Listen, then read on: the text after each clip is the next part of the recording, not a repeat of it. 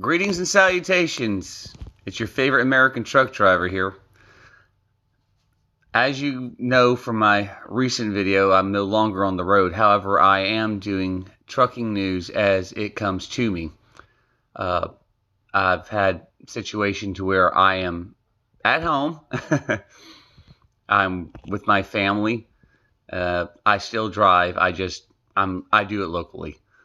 And I'm home every day. And that was the big part, is because I got two sons. One's a teenager, the other one's getting close to it, and dad needs to be home. Getting to the news. This came from cdllive.com. You can go there to the website and read it for yourself. But Tim Voltman, the CEO of TIA, America's largest third-party freight service, is stepping down after being with the company since 1997. He made comments during the protests, and I'm quoting here. He said, quote, "The reason why freight prices have been dropping so low is because too many drivers are bidding on too few loads." That may be the case to a point, but no, there's more to it than that. You got all the protests of the truck drivers dealing with this during this whole COVID-19 scare. You got all the protests in the big cities.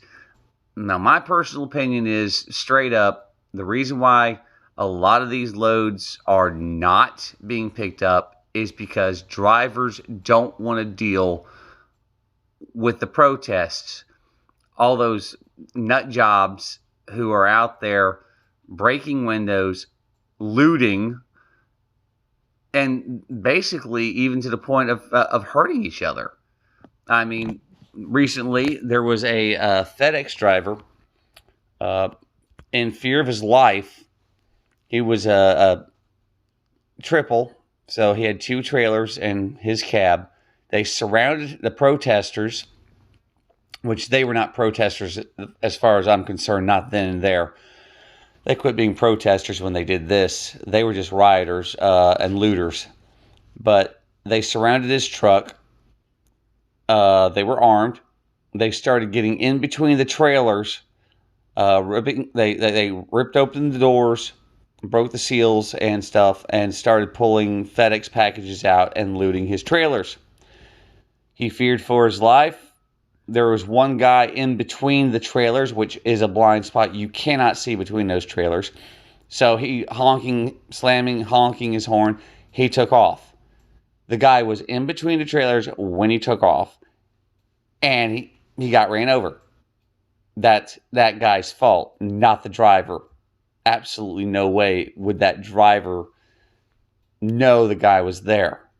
I probably would have done the same thing in his situation.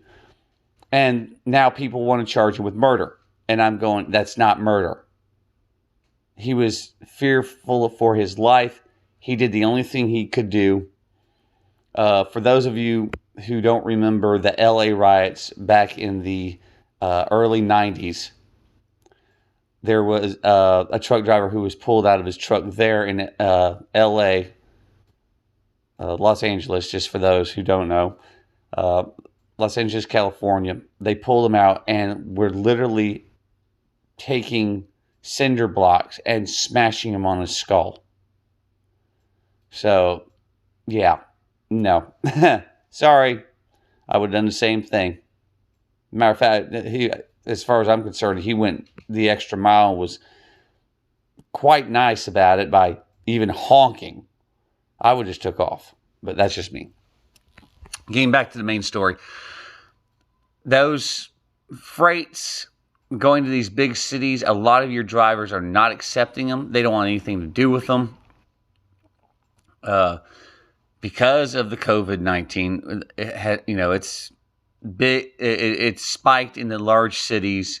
Out in more rural areas, you don't have to worry about it so much.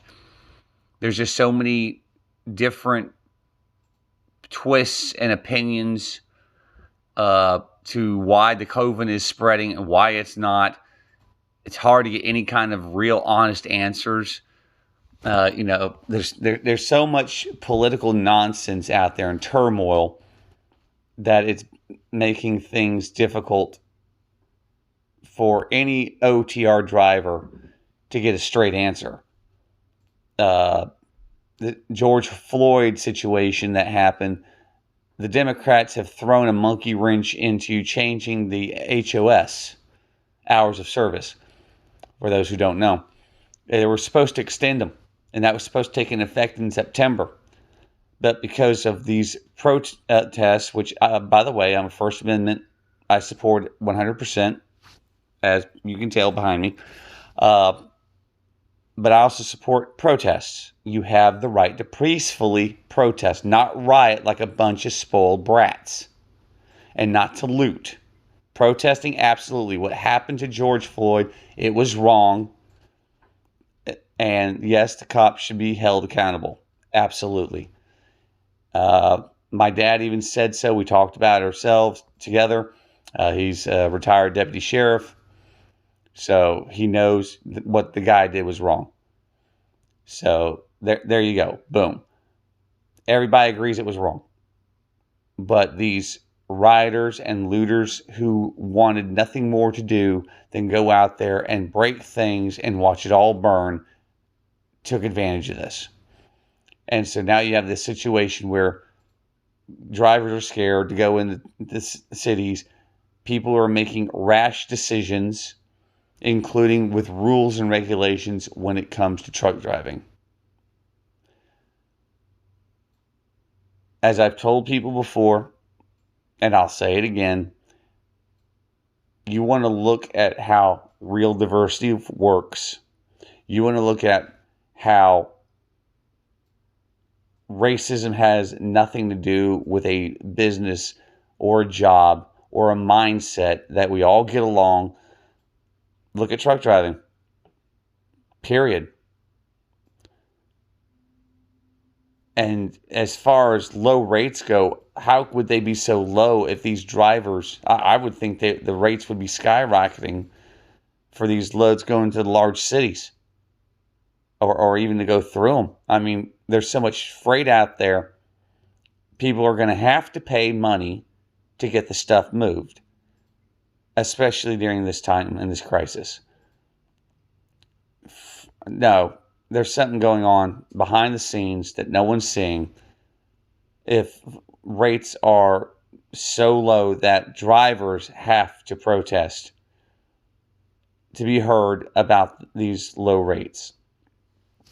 So, like I said, cdllife.com. You will find the article there. Read it, see what you think. Leave your comments below. Let's just keep the story going. Let's keep the information spread out there. Everyone be safe out there during this time of this whole COVID that's going to spike. Everybody knows who has common sense. And y'all just stay safe and keep the rubber side down on the highway of life. And we will talk to you later.